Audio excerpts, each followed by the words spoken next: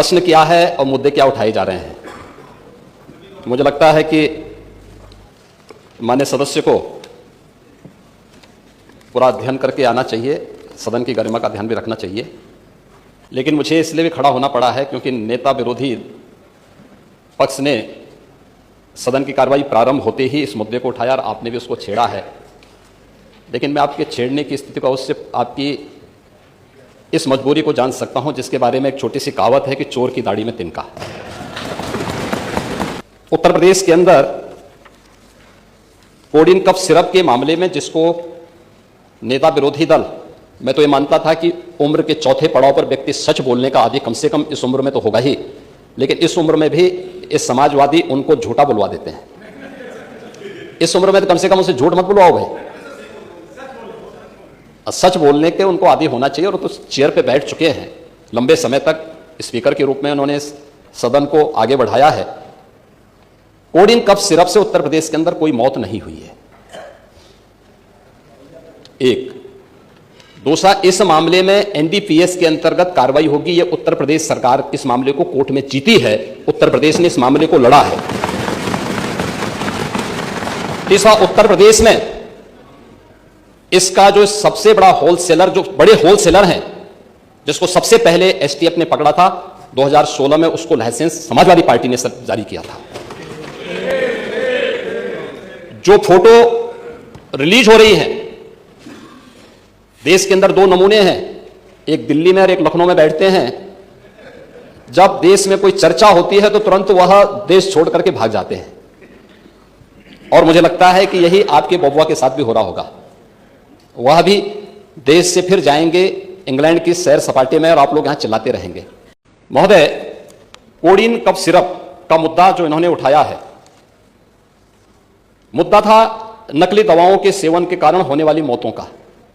बिना चिकित्सीय परामर्श के इसका सेवन नहीं हो सकता, खासतौर पर बच्चों के लिए। एडल्ट भी चिकित्सीय परामर्श से इसका सेवन करता है। कौन ऐसा व्यक्ति है जिसने कफ सिरप नहीं लिया? खांसी होती है, हर व्यक्ति लेता है, लेकिन चिकित्सीय परामर्श से उसमें लिखा जाता है। क्योंकि पढ़ाई लिखाई से आप लोगों का कोई वास्ता है नहीं, इसलिए आप लोग हमेशा इस प्रकार की बातें करते हैं। अब बात पहले सुन लीजिए ना, आपने पूरी बात बोली तो हम लोगों ने आपकी बात सुनी, आप लोग चलाते रहे तब भी हम आपकी बात सुनते रहे। अब कम से कम हमारी बात तो सुन लें। एक मुझे लगता है अगर आप इसकी गहराई में जाएंगे तो घूम फिर करके वही मामला है कि वो कहीं ना कहीं कोई ना कोई समाजवादी पार्टी से जुड़ा हुआ नेता या उनसे जुड़ा हुआ कोई ना कोई व्यक्ति उसकी चपेट में आता है। और इलीगल ट्रांजैक्शन भी जो हुआ है वह भी आपकी लोहिया बहाने के एक पदाधिकारी के अकाउंट के माध्यम से हुआ है। एसटीएफ इसकी जांच कर रही है। इस पूरे मामले में हाईकोर्ट से उस पूरे मामले को एनडीपीएस के अंतर्गत इस मामले में मुकदमा चलना चाहिए। यह उत्तर प्रदेश सरकार ने इस लड़ाई को लड़ा है और उसको जीता है, और इस मामले में कोई भी अपराधी छूटने नहीं पाएगा।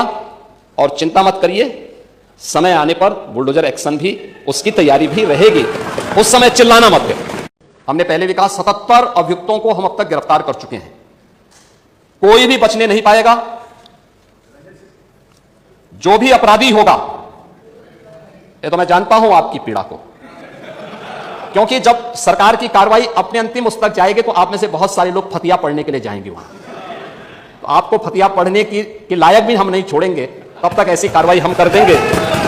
इसके लिए महोदय हम लोगों ने एक एसआईटी गठित की है। इसमें हमें इस कार्रवाई करने में कोई संकोच नहीं होगा। अब तक हमने कार्रवाई भी की है, और माफिया के खिलाफ कार्रवाई कैसे होती है, मुझे लगता है समाजवादी पार्टी से अच्छा कोई दूसरा उसका जो है जानकार नहीं होगा। समाजवादी पार्टी तो उसके बारे में बहुत अच्छी तरह पहले से परिचित है कि कैसे माफिया के खिलाफ कार्रवाई होनी चाहिए, और समाजवादी पार्टी की तड़पड़ाहट वह हम उसके माध्यम से समझ सकते हैं। और मैं इस सदन को इस बात के लिए आश्वस्त करता हूं कि इस मामले में जो भी अपराधी होगा, उस अपराधी के खिलाफ जितनी सख्त कार्रवाई होगी उत्तर प्रदेश सरकार उतनी सख्त कार्रवाई करेगी। लेकिन मैं समाजवादी पार्टी से इस बारे में जरूर कहूंगा कि वह गुमराह करना छोड़े। उत्तर प्रदेश के अंदर कोई भी इससे संबंधित मौत के प्रकरण सामने अभी तक नहीं आए हैं, और इस पे कार्रवाई हमारी सरकार ने किया है। आपकी सरकार ने उन्हें लाइसेंस दिया था उनकी इलीगल गतिविधियों को आगे बढ़ाने के लिए। समाजवादी पार्टी की सरकार ने 2012 से 16 के बीच में सारे इलीगल कार्यों को आगे बढ़ाया था। मान्यवर, जब हम वंदे मातरम की बात करते हैं तो वंदे मातरम हम सब के लिए केवल एक गीत मात्र नहीं है, यह हमारे देश के अंदर स्वतंत्रता संग्राम की चेतना, उसका उद्घोष और भारत के क्रांतिकारियों के साहस का एक मंत्र है। मान्यवर, ये केवल एक गीत की वर्षगांठ नहीं है,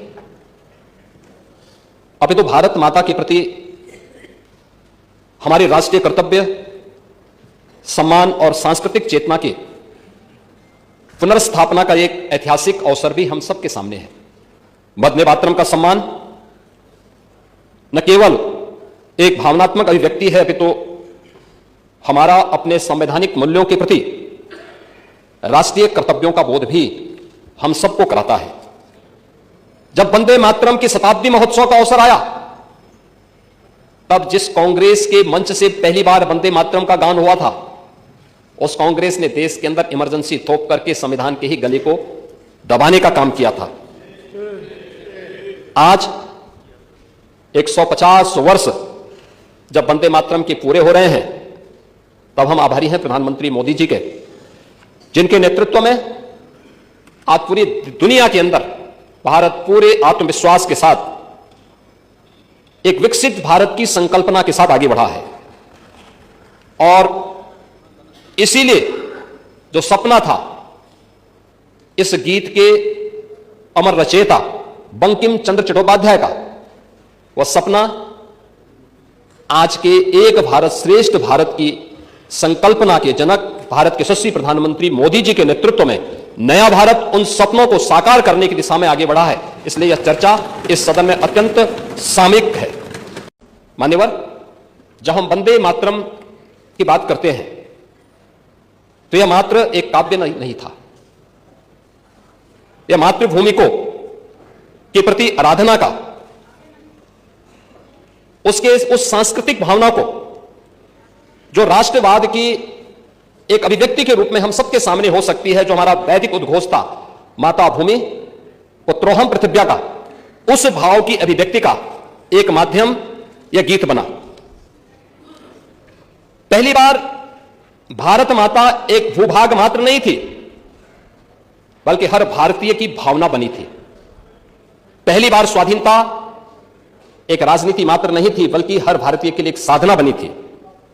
बंकिम चंद्र चट्टोपाध्याय ने राष्ट्र की सोई हुई आत्मा को जगाने का संकल्प इस गीत के माध्यम से लिया था, और सुजलाम सुफलाम मलयज शीतलाम सस्य श्यामलाम मातरम की पंक्तियों ने भारतीय मानस में चेतना का संचार किया। इस एक पंक्ति में भारत की प्रकृति, भारत की समृद्धि, भारत का सौंदर्य और भारत की शक्ति एक साथ मूर्तिमान हो उठी। 1905 में जब ब्रिटिश गवर्नमेंट ने बंगाल विभाजन की नींव रखने का कुत्सित प्रयास किया था, तब भारत की जनता ने प्रतिशोध के रूप में जो हथियार उठाया था, वह हथियार वंदे मातरम का था। प्रभात फेरियां, सत्याग्रह, स्वाधीनता का गान वंदे मातरम बन गया।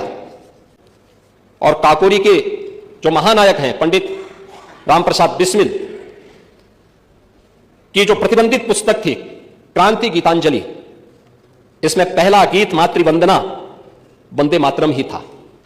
एक सुखद संजोग देखिए, जब देश आजाद होता है 1950 में 24 जनवरी को संविधान सभा ने इसे राष्ट्रगीत के रूप में स्थान दिया।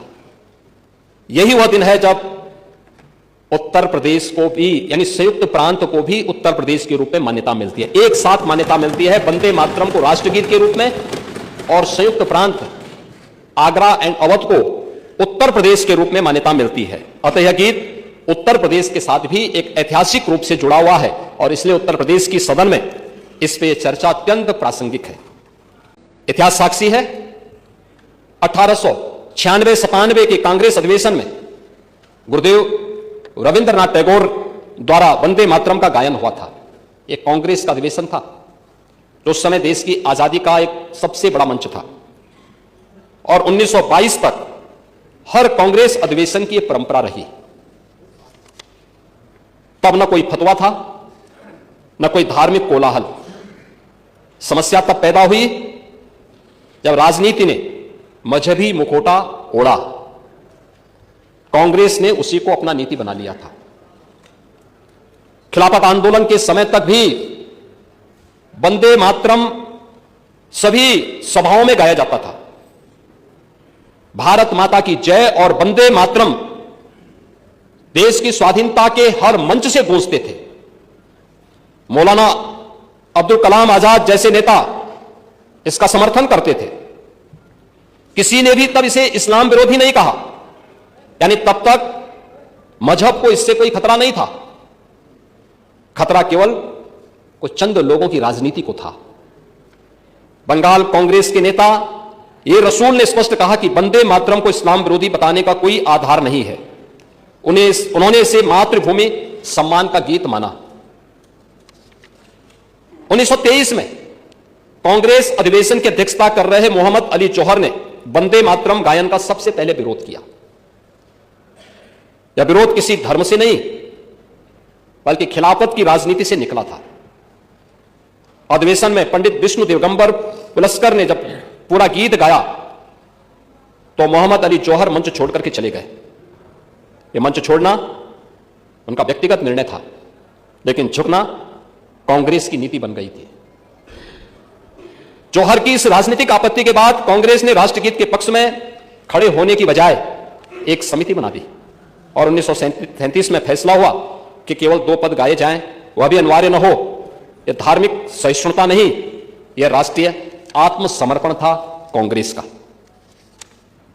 कांग्रेस के भीतर रफी अहमद किदवई जैसे नेता थे जो मानते थे कि वंदे मातरम स्वतंत्रता संग्राम का साझा प्रतीक है। लेकिन कांग्रेस नेतृत्व ने ऐसे नेताओं को आगे नहीं बढ़ाया, क्योंकि तुष्टीकरण की राजनीति में राष्ट्रवादी स्पष्टता के लिए कोई जगह नहीं थी।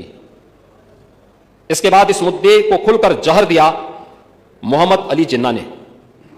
जब तक जिन्ना कांग्रेस में थे, वंदे मातरम कोई निर्णायक विवाद नहीं था। कांग्रेस छोड़ते ही जिन्ना ने इसे मुस्लिम लीग की राजनीति का औजार बनाया और गीत को जानबूझ करके सांप्रदायिक रंग दिया। गीत वही रहा, लेकिन एजेंडा बदल गया।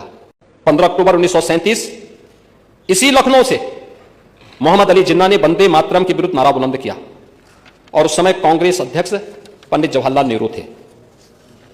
20 अक्टूबर 1937 नेहरू जी ने सुभाष चंद्र बोस जी को पत्र लिखा और कहा कि इसकी पृष्ठभूमि मुस्लिमों को असहज कर रही है। 26 अक्टूबर 1937 को कांग्रेस ने गीत के अंश को हटाने का निर्णय लिया। कांग्रेस ने कुछ अंश हटाने का समझौता किया। इसे सद्भाव कहा गया, परंतु वास्तविकता यह तुष्टीकरण की पहली आधिकारिक मिसाल थी। देशभक्तों ने इसका विरोध किया, प्रभात फेरियां निकाली। 17 मार्च 1938 को जिन्ना ने कहा कि गीत पूरी तरह बदला जाए और कांग्रेस प्रतिकार की बजाय मौन। परिणाम क्या हुआ? मुस्लिम लीग का दुस्साहस बढ़ता गया, अलगाववाद की धार तेज हुई, सांस्कृतिक प्रतीक पर पहला समझौता हुआ और उसने देश के दुर्भाग्यपूर्ण विभाजन की नींव डाली। यानी भारत के विभाजन की दुर्भाग्यपूर्ण नींव वहां से जब हमने तुष्टीकरण के सामने राष्ट्रभक्ति को पूरी तरह कैद करके रखने का दुस्साहस किया, उसकी कीमत किस रूप में चुकानी पड़ी थी हर भारतीय जानता है। वंदे मातरम उस राजनीति का माध्यम बना, कारण नहीं। कांग्रेस ने तब भी स्पष्ट रुख नहीं लिया, क्योंकि उसे राष्ट्र से ज्यादा सत्ता की चिंता सता रही थी। इस पूरे घटनाक्रम में तत्कालीन कांग्रेस नेतृत्व की भूमिका सबसे अधिक आपत्तिजनक रही। विवाद से बचने के नाम पर राष्ट्रीय प्रतीकों को बार बार सौदेबाजी की मेज पर रखा गया।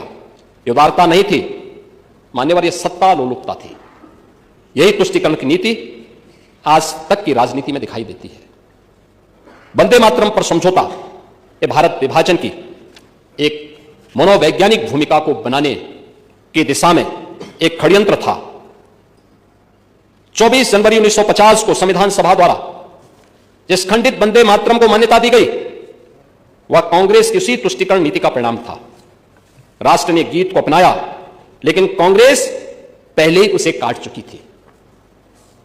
उसी तुष्टीकरण ने अलगाववाद को ताकत दी और अंततः देश का दुर्भाग्यपूर्ण विभाजन भी हुआ था।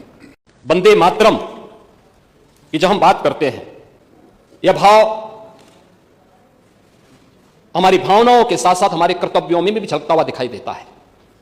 हम लोग इस बात को मानते हैं कि वंदे मातरम का अर्थ केवल मातृभूमि को प्रणाम करना नहीं, बल्कि यह वचन देना है कि हम उसकी रक्षा करेंगे, उसे समृद्ध और गौरवान्वित बनवाएंगे। और मेरा इस पूरे सदन से अनुरोध है कि वंदे मातरम के 150 वर्ष पूर्ण होने के उपलक्ष्य में हम संकल्प लें कि वंदे मातरम केवल अतीत की स्मृति न रहे, बल्कि हम सबके लिए भविष्य का भी एक संकल्प बने, जो संकल्प एक नए भारत का है, श्रेष्ठ भारत का है, आत्मनिर्भर और विकसित भारत का है। इस संकल्प के साथ हम सब सहभागी